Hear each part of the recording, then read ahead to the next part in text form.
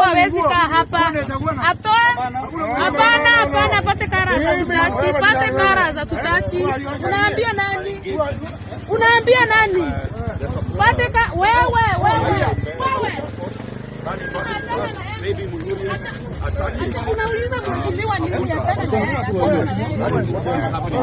In Mbeere North constituency, chaos at Siakago polling center. It all started when the Democratic Party leader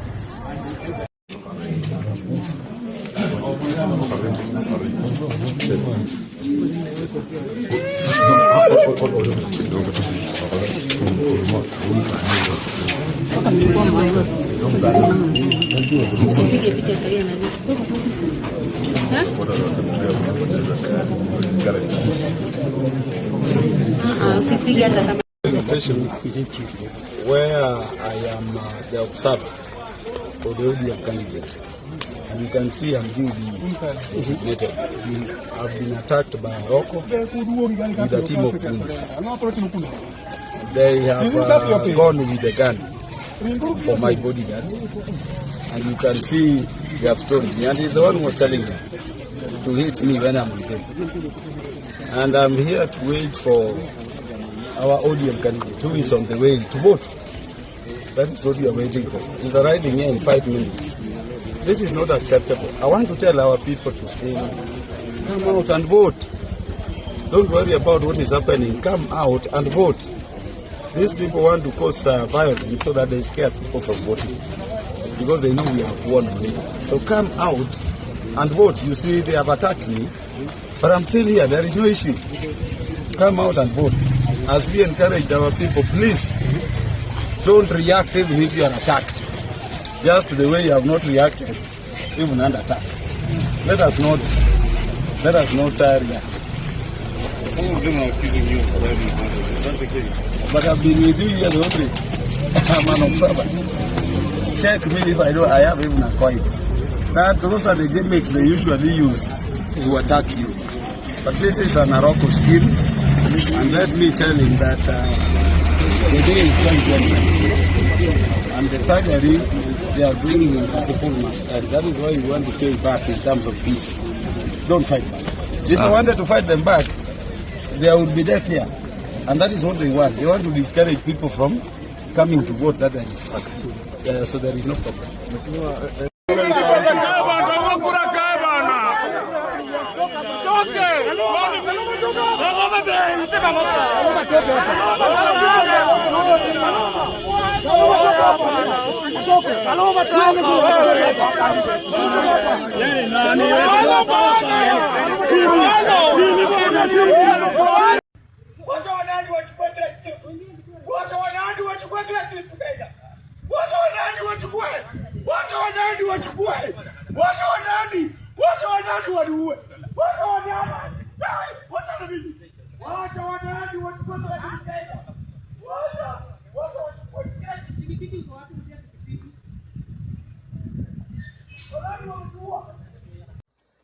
Ladies and gentlemen, finally the eagerly waited day is here with us. 27th November 2025, the date in which the IEBC gazetted for the by-elections across the country. And therefore, all eyes are glued on various areas where the by-election was going on, right from the MCA's election, members of parliament's election, and a senatorial election in Baringo.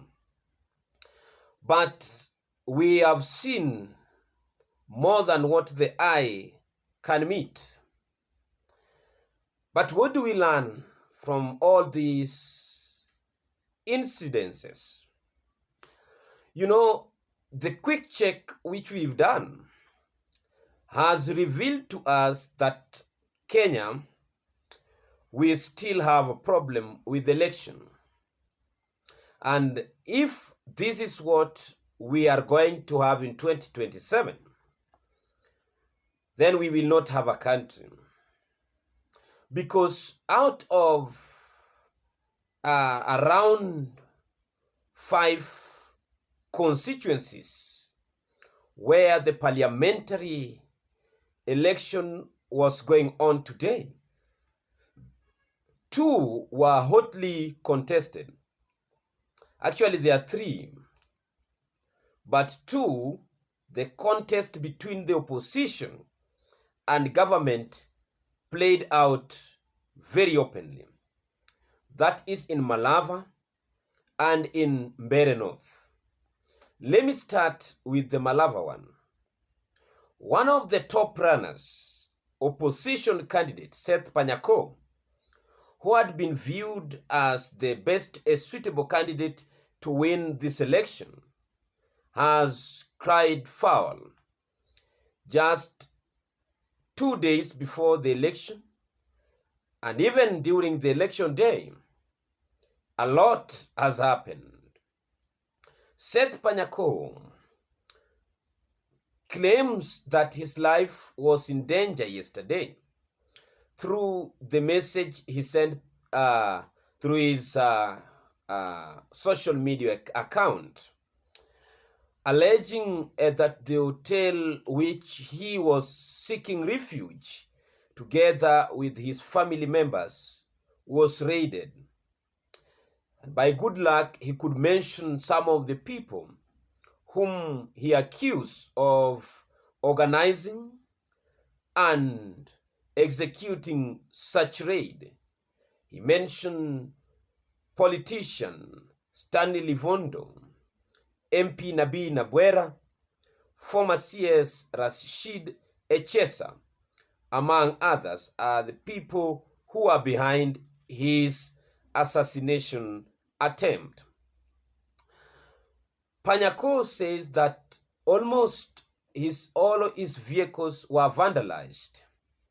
Some of his close relatives were attacked and injured. His driver and most of his workers were also injured. One of his relatives disappeared. Even up to now, his whereabouts is not known.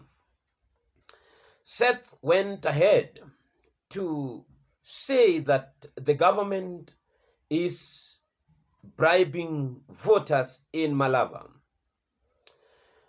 Eugene Wamalwa, on his part, who is the DAP party leader, party in which Seth Panyako is vying through, alleged that the government had printed extra ballot papers in which were distributed in the constituencies which the government feels that they are going to lose to bridge the gap. He says that 15,000 votes, ballot papers, were taken to Mbeere North to bridge the gap between Wamudende and Karis. And in Malava, 10,000 was taken to bridge the gap between Seth Panyako and Ndakwa, who is the government candidate. And another 10,000 was taken to Magarini to bridge the gap between Harrison Kombe and Stanley. So guys, outside Malava, we've also tried to follow up what is going on in Mbeere North. And there also it is attack and counterattack, accusation and counter-accusation. Both the government and the opposition are accusing each other of violence and voter bribery. Actually, it went to the extent in which Justin Muturi, former Attorney General, is taking charge of vote protection in Mbeere North to guard the votes of his candidate, Karis, who is vying through DP party. Justin Muturi has even been caught on videos, on pictures, physically assaulting a UDA agent. But those are issues that can only be verified in the court of law. But the videos are out there. Justin Muturi taking the law in his own hand. That shows you how politics is rough, politics is violent, and politics is a cutthroat competition. One thing I have learned is that all the government candidates are very calmed, composed, and they are not even making noises. What does this teach or tells us? Do they know anything about the results? Because if you look at the level of their composure, you may imagine the kind of stress a candidate goes through. And then you look at their body language, their facial expression. You see a very, very confident individual who knows the end results. And each one of them assures their supporters that they are going to win. But those are languages of election which every person claims victory. In Homa Bay, we saw how the chief agent for Boyd Ware, Homa Bay Town Member of Parliament Peter Kaluma, was attacked by those who he accused as the goons drawn from Nairobi and other parts of Nyanza outside Homa Bay, led by independent candidate Aroko. And Kaluma was seriously injured, but despite that serious bleeding, he said that he's not leaving until it is done, because Boyd Ware must win. So it is a very, very tough, violent, and messy by-election, which Kenyans need to learn something out of that. So without much ado, ladies and gentlemen, allow me to pause and poise there. We will continue to update you as we continue to get more information about this election. May God bless you.